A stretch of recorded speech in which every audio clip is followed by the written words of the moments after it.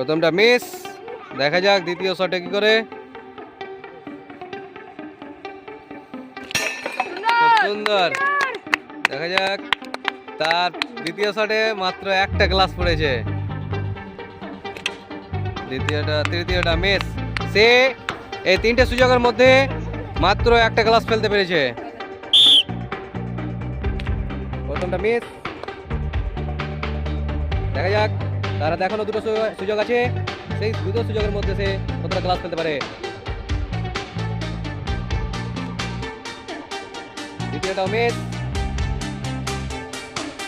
দেখা যাক লাস্ট সুযোগ তারাতে কতটা ফেলতে পারে। খুব সুন্দর।